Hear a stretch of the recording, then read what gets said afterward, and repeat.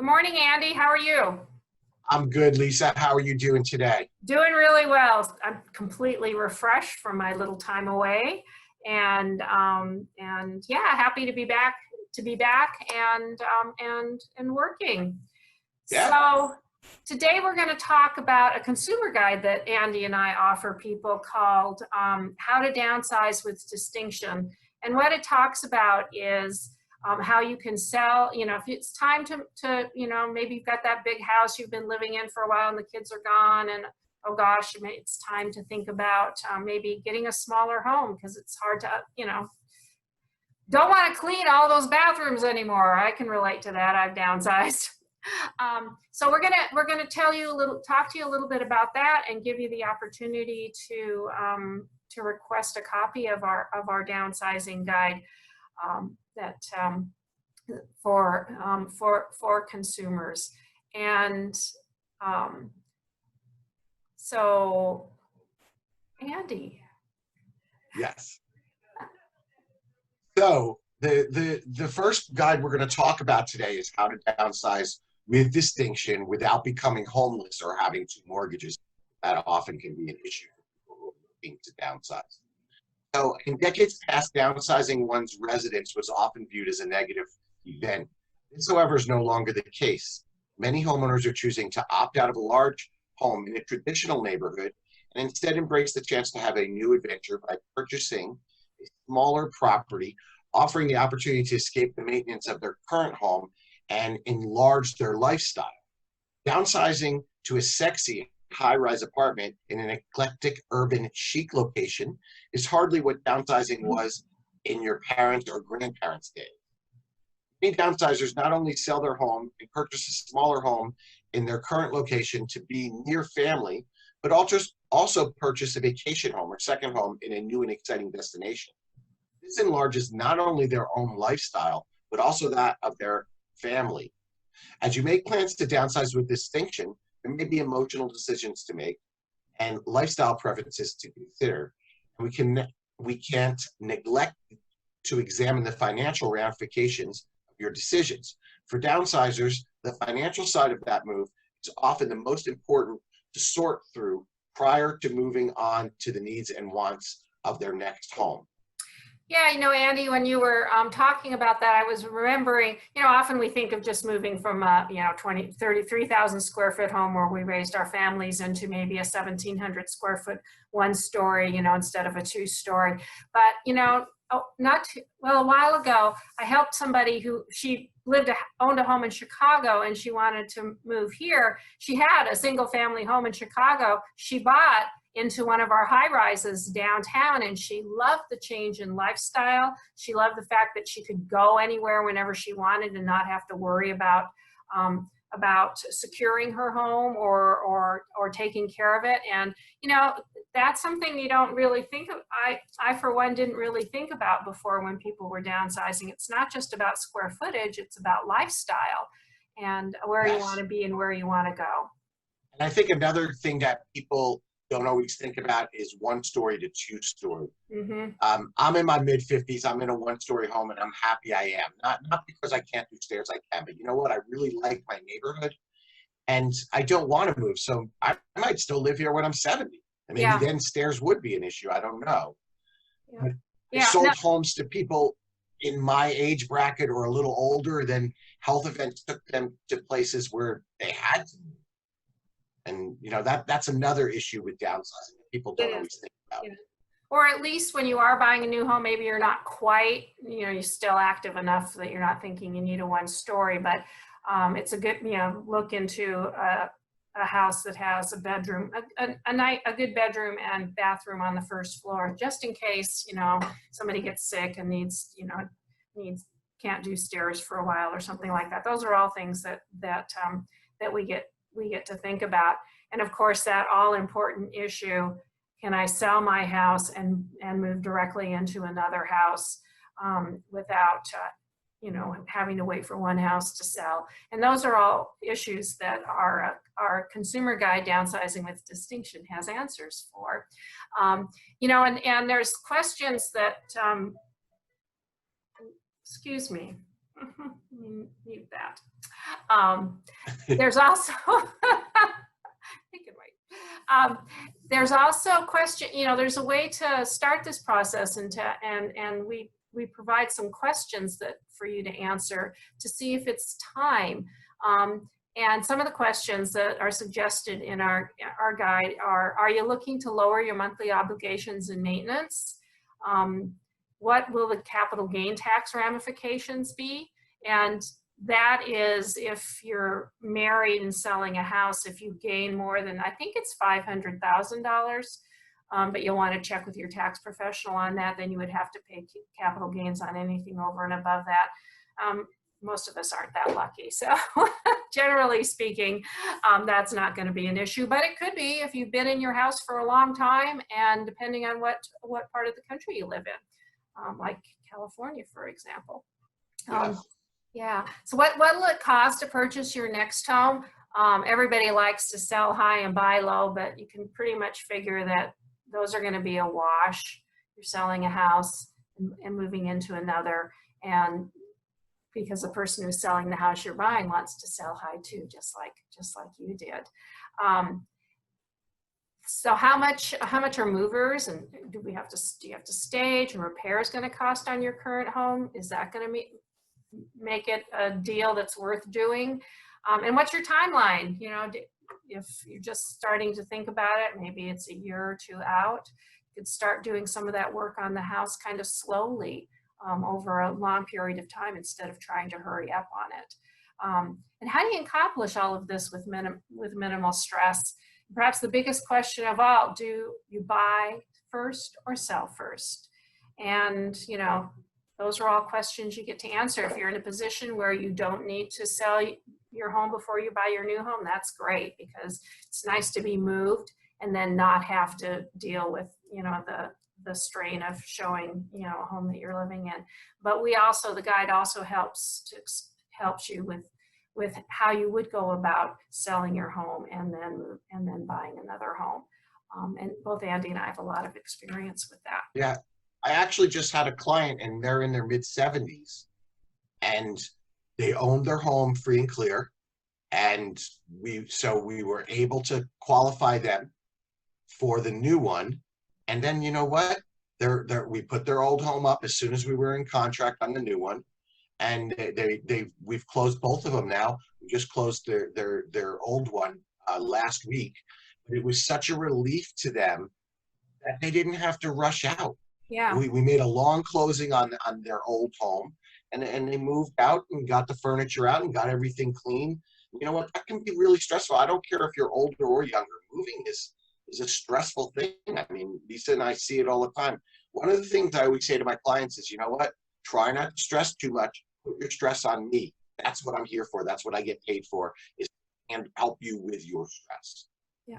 Yeah. That's one of the things. If you're lucky enough to be in a position in life where you can buy then sell, it makes your life a lot easier. Most of us aren't in that position, so there's going to be stress. But if you put it on us, we'll help you deal with it. We have a lot of experience in these areas. That's right, and that's really why we're here. Why we provide these consumer guides, so that the process so that you can be as knowledgeable as possible, no matter what choice you're making and how and what decisions you're making with regard to buying or selling a home. That's so we have in the consumer guide, there's a page about things to consider, the professionals that you're going to need. And Andy and I have worked with a lot of different professionals. Here's a funny story. We actually haven't. We have some people who we have been in contact with. We've door knocked. We send them valuations on their homes, and we've met one of them. But they're not moving. They're not doing anything. But when something went wrong with their plumbing, you know who they called? They called us, because we were at the top of their mind, and we had said that we do know vendors. They needed a plumber, right? It was a plumber, and we were able to connect them, and that worked out. It worked out really well. So we have people that we can put you in contact with to do the work that you can't do, and make that as simple, make that as easy as possible. Yeah, and keep in mind, you know what? People ask me this, so I'm just going to say it. We don't ever get money from people we refer, whether it's a lender, a contractor. We recommend people, Lisa and I, that we would let in our own home do work. And the plumber that you're speaking of has been in my home several times to help me, upgrade equipment or fix leaks or whatever. So please don't ever think that's first of all, that's illegal per RESPA anyway. That's a really good point, Andy. board. I'm glad you said that. And honestly, the people who we recommend have all worked either for Andy or for me, and helped us out in our own personal homes.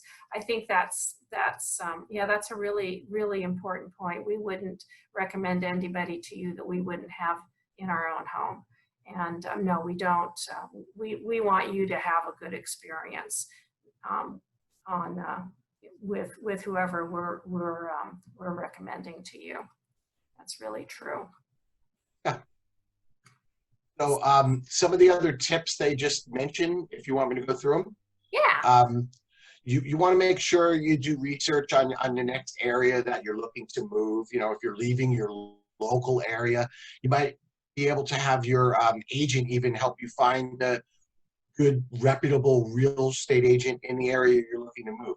That's something else we would provide for you as well, which is never a problem. We can do some checking, and we kind of know what to look for in agents in other areas, make sure that they're not part-time agents, they're full-time and they know what they're doing. You might want to declutter some of the things in your house. It's a good time to do some spring cleaning, whether it's spring or not, just to get rid of some things.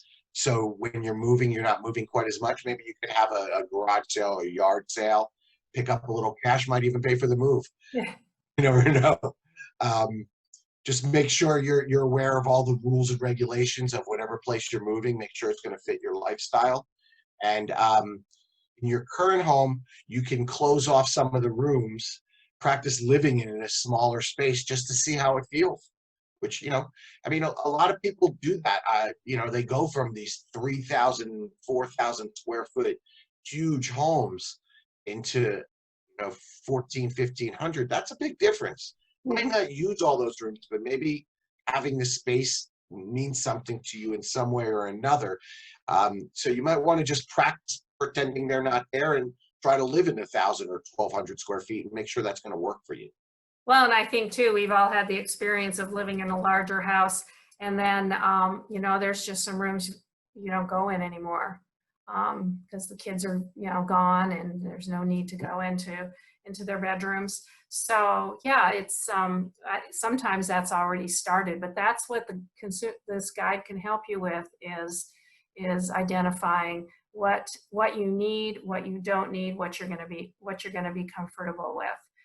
And there's also sometimes when people yeah, I have some clients who just bought a house up in Madera Canyon, and they're moving from Florida, and their elderly mother is coming with them. So you know what they wanted? They wanted a casita for her.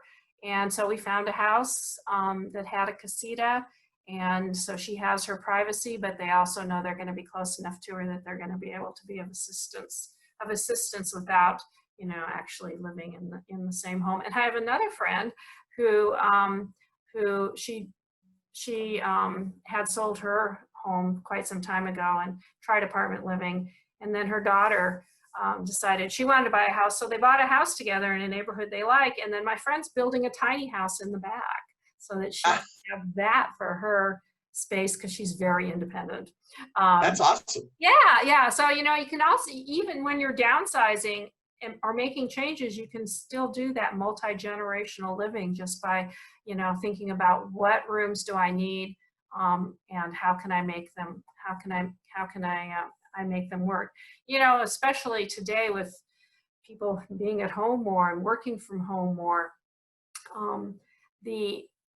old concept of the kind of the open space house, maybe, maybe changing, and people are looking at, well, maybe I do need more rooms rather than open space, so that I have a room for an office, or I have a separate casita for my mom to live in, so she can stay close to me but still be independent.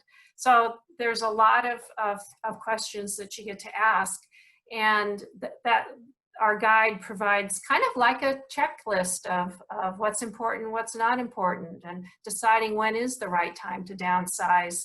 And so there's a list of questions, and you can say not important, somewhat important, very important. And if a whole lot of stuff is very important, well, maybe it's time to think about, preparing. The nice thing about doing something like downsizing, where it's not being driven by a forced move, is you get to take your time and set a time frame that you want to work in that isn't going to be stressful, and can and you get to make it as easy as possible.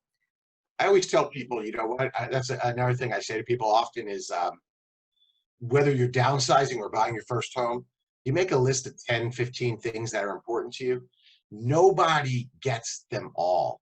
Yeah. They don't understand. A lot of people, especially first-time home buyers, they don't always understand that. But when you're selling $1 million home, there's something about the home that's not perfect for the new buyers.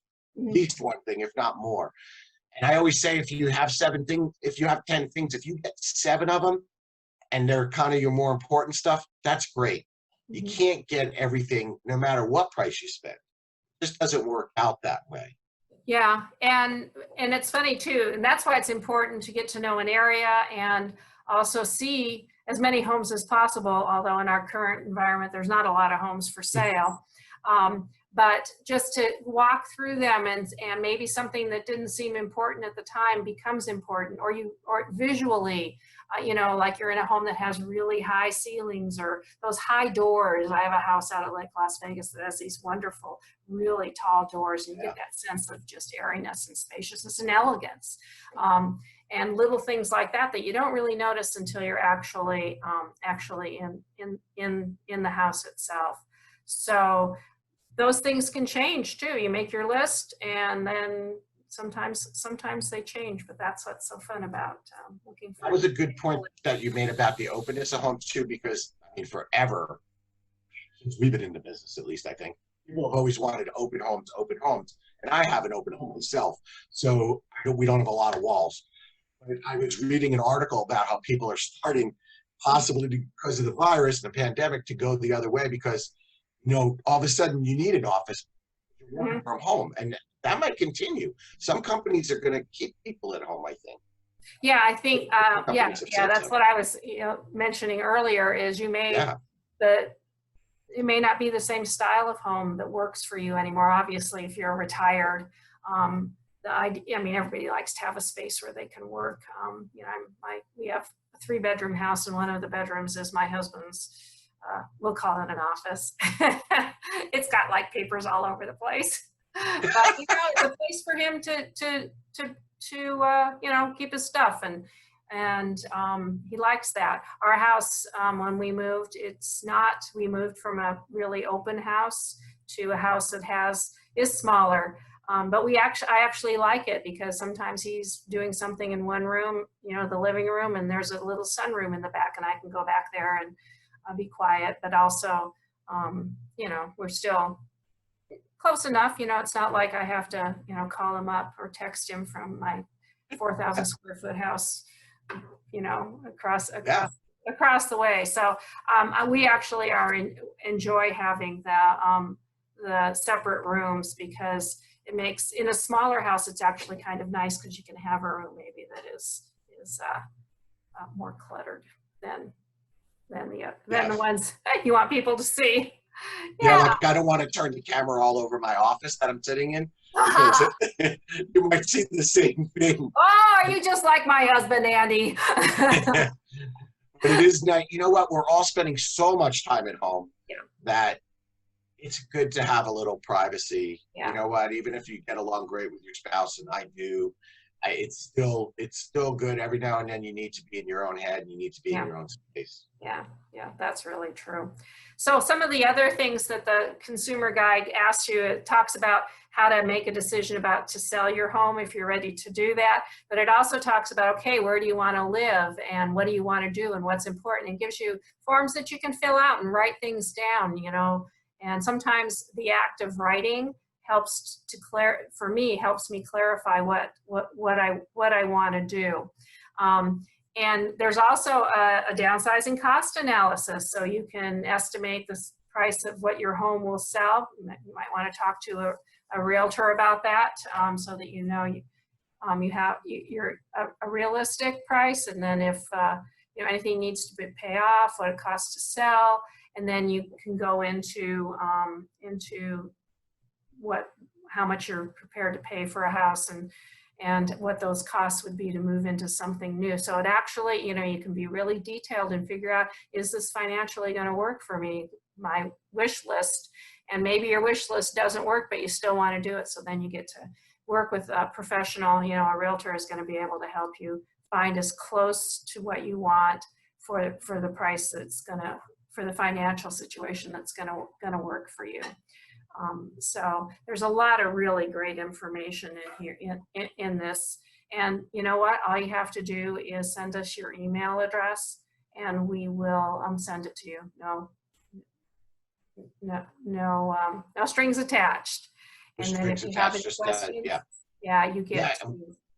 We have other guides as well that we're going to go over in future talks, future sessions. So no matter what your status is in real estate, if you have any questions at all, Lisa and I together have about 40 years experience. I know we only look like we're in our 20s, but we're a little bit older than that. And so we have quite a bit of knowledge and experience in every facet. So if anyone has any questions, please don't hesitate to let us know, and we will get back to you. Yes, and we also, I think all of the guides have a glossary of terms, because, you know, for us, we use those, you know, real estate terms all the time, but maybe you haven't, you know, you bought your house 25 years ago, and you haven't done any real estate since then. It'll have changed a lot. And so it's helpful, you know, you can look up, I mean, if we say something to you like, what the heck are you talking about? One of my favorites, this is really for a first-time home buyer maybe, is somebody I know, he always tells this story about, yeah, they told me I was going to have to make an earnest money deposit, and he said, but who's Ernest and why does he want my money? Well, if we have a glossary of terms, it will explain what an earnest money deposit is. Earnest isn't a person; it's an act of faith, a good faith. So you're letting, you know, the buyer know, or you ask the seller, you're receiving that. Kind of so that the buyer is putting their money where their mouth is, and you know, you have somebody who is willing to move forward with the transaction. So I'm going to put I think at the end of you'll see phone number. You can text us and give us if you want us to send you a copy of the consumer guide. All we need is your email address. And I'll also put that down in the comments where we post this on Facebook. So thanks for listening. And as Andy said, we'll be doing future videos on the other consumer guides that we offer. So I'm sure you'll find one of them that will meet some of the questions that you have in real estate. So thanks a lot. Thanks for joining us today. Bye now.